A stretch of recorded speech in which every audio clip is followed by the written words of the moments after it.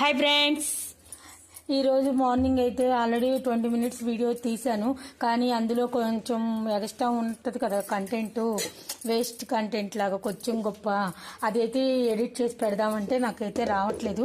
ఇక అందుకని మా వారు వచ్చిన తర్వాత అయితే ఎడిట్ చేసి పెడదాం అనుకుంటున్నా. దానికి బదులుగా ఇప్పుడు ప్రస్తుతానికైతే ఇంకో వీడియో తీస్తున్నా. ఈరోజు మార్నింగ్ అయితే మాత్రం టిఫిన్కి వచ్చేటప్పటికి పూరీ చేశాను. ఆ పిండి కొద్దిగా మిగిలితే ఇప్పుడు నైట్ అయితే చపాతీ చేశాను అనమాట. మార్నింగ్ కర్రీస్ వచ్చేసేటప్పటికి దోసకాయ పప్పు చేశాను. ఇదైతే ఎర్రకంది పప్పుతో చేశాను. టేస్ట్ అయితే చాలా బాగుంది. నెక్స్ట్ వచ్చేసేటప్పటికి కాకరకాయ పల్లీలు వేసి ఫ్రై చేశాను.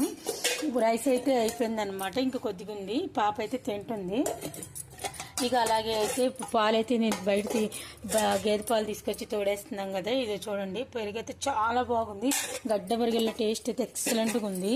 ఇక ఇదైతే మాత్రం పిండి కొంచెం దోశల పిండి ఉంటే చపాతీ సరిపోతే అట్లలాగా పోసుకోవచ్చు పులిబొంగరాల్లో అని చెప్పి అన్నీ వేసి ఉంచాను. ఇక మా బాబాయ్ అయితే వెళ్ళి పాలు తీసుకొచ్చాడు. పాలు అయితే కాగబెట్టి తోడేయాలి.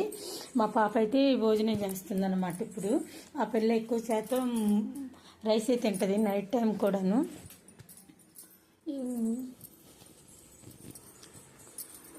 ఇక అలాగే అదిగోండి, మా పిల్లలైతే, మా పాప అయితే అన్నం తింటుంది, మా బాబు అయితే చపాతీ తింటున్నాడు. ముసలోడికిలా కూర్చుంటాడు అనమాట అబ్బాయి.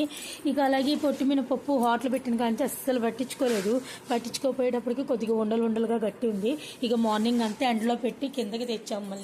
మళ్ళీ రేపు మార్నింగ్ ఇంకోసారి ఎండలో పెట్టి దాన్ని అయితే మొత్తం చెరిగి సున్నుండలు అయితే చేస్తానన్నమాట. మీరైతే please video like and subscribe.